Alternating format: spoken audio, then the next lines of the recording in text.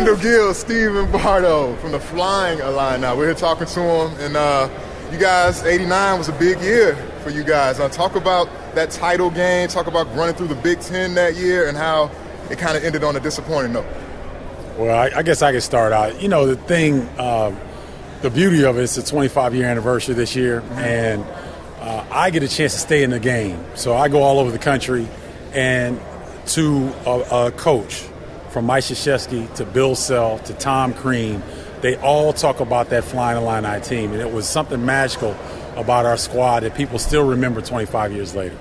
Yeah, and you know, what Steve is saying is true, because I actually, when I was playing for the New Jersey Nets, Steve was in Japan playing. And we happened to be in Japan at the same time, and we're walking down the street, and there's Japanese people talking about our team. Hey, Kendall Gill, Steve Bardo, Flyin Illini. You know, they didn't know any other English but Flyin Illini. So that just lets you know how popular that team was. How tight are you guys, all the starters from that team? Well, the teammates in general. You guys still talk to them a lot? Oh, yeah, we stay in touch, man, and, you know, try to keep each other out of trouble as much as possible. And, you know, the stories get bigger as we get older and grayer and stiffer, but, you know, it's a lot of fun, and it was a special group. And I think that the most special thing about it, and Kendall may agree or disagree, but we were all from the state of Illinois, and we took great pride in representing the state. And I think that's why the fans of the Flyin Illini we still have a love affair with them today. Okay, so how did that come together? Like, who was the first one? Or was it a thing where there was one guy and then somebody said, hey, yo, you guys should come down here, play with me in Champaign. We can do something big here. Did it happen that way? Or you want to tell them? Yeah, you want to tell them PC? Yeah, you tell them. No, you give them. You tell them. And then I'll interject. All right, so you're going to give my version or your version? Your version. All right. Nike All-American camp. Okay. And typically back then, all the cats from this same area would congregate. So we go back after playing, we go back to the dorm rooms, all Chicago cats was hanging. I'm not a Chicago cat, but I was from Illinois, so that's who I hung with. We said, man, it'd be cool if everybody went to Illinois and everybody kept their pack. It wasn't because of Lou Henson. Okay. It wasn't because of anything like that. We had a pact, and we all kept our pact. Okay. Now you tell your side. Well, you know, but we did visit other schools. As a matter of fact, Steve and I visited Michigan State together, and we liked Michigan State, but like he said, the pack was the pack, and we all decided to go down to Illinois. It all started with Benji Wilson. Yep. Ephraim Winters, Bruce Douglas, all those guys were from the state of Illinois, and of course Ephraim Winters was from King High School in Chicago. Right. And you know, a lot of it had to do with Coach Jimmy Collins. I mean, he developed that pipeline in the city of Chicago, and you know, that's where we all went. We did start the long short thing because I remember Coach Henson asked us how long we want our shorts to be, and we told him we wanted them a little bit longer. And Nick wore his long, Kenny Battle, Steve, myself, Law, the whole team. And I think that the Fab Five kind of bit off of that and made them even longer, you know, and they kind of stole our flavor a little bit, you know. Well, so they owe us some money for that. Well, and the truth is that he was responsible for it because he was a Michael Jordan fan. And he mimicked everything Michael Jordan did, and he went to Coach Henson. He didn't say this, but he should get credit for it because it wasn't us. We still be wearing Speedos if it weren't for Kendall.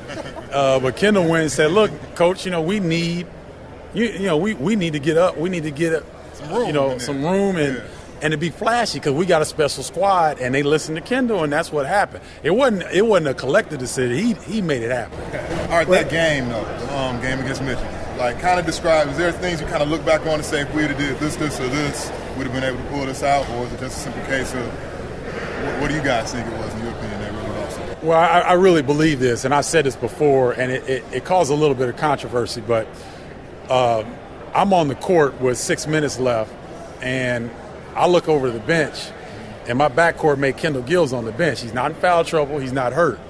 I honestly think the coaches got caught in a situation, forgot he was on the bench, and during that stretch is when we used to put a 12-2, 14-2 run on teams. He wasn't out there. And I think that was that's what I think. Yeah, I think that had something to do with it. Also, we beat ourselves in that game.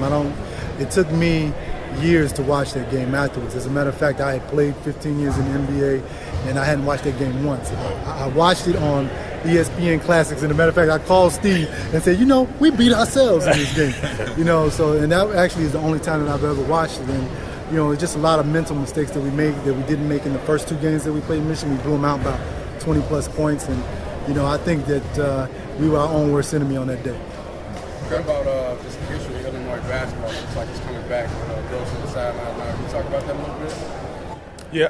Go ahead. You want to go? I think he's doing a fantastic job for Illinois to not be able to recruit Chicago 18 months ago to now getting 2 kids from Simeon, getting in on Cliff Alexander, one of the best in the country, signals a change. And John Gross knows that you've got to recruit Chicago if Illinois is going to be successful. You can get kids from anywhere else in the country, but your base has got to be in Chicago. And I know sometimes it's rough and tumble to get up here and get these kids, but Mike Krzyzewski does it, Bill Self does it, Tom Izzo does it. This is Illinois is our state team. Chicago's in the state of Illinois. We should dominate Chicago. What happened between the Bill Self era and now the John Gross era? Why weren't players coming from Chicago to Champaign?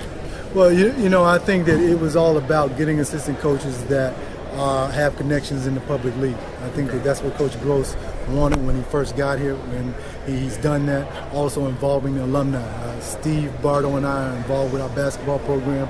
So is Marcus Liberty. We have functions in the summer and all throughout the year. And Coach Gross is smart enough to invite all the alumni back. And what we try and tell our recruits is that, listen, you can't think these next 4 years. You have to think beyond that. Because look at Steve and I. We're still benefiting from the university 25 years after we left it.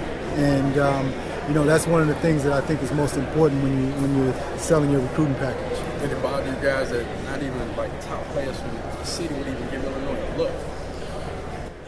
Brian, it killed me because, it all started with Julian Wright. When he committed to Illinois, Bill Self gets a home visit, and then he's going to Kansas. And that was the domino effect. Then it was John Shire. It was Derrick Rose. Then it was Sharon Collins. Then it was Iman Shumpert, who went to Georgia Tech. Now, I can understand if you go to Duke. And Muhammad kid from South Suburbs went to Virginia. I can understand if you're going to North Carolina and Duke. I can't understand Illinois losing to Georgia Tech and Virginia. That's unheard of. And that's what really hurt me, because I'm still in college basketball. I see it all the time. I walk around. I hear these guys talking about Illinois. And, we're a delusional fan base thinking that we're a top 15, top 20 program. Well, when we get Chicago kids, we are a top 15, top 20 program. So that's how I feel about it. And like I said, you said earlier, one of the things that you have to understand as a recruit is that when you are done, nobody's going to remember you here in your hometown if you go to school out of state. That's right. They still remember us. Yeah. Every day. Every day from the 1989 team, and even you go back to D. Brown. They remember D. Brown because he went to the Final Four. He had a great career at Illinois. These are the things that we try to tell the recruits, that, try and cultivate your home base, because it will take care of you when all the playing and the cheering is over. That's right. Brothers, thank you very much. Yeah, my pleasure, man. All right. My pleasure. Thanks a lot.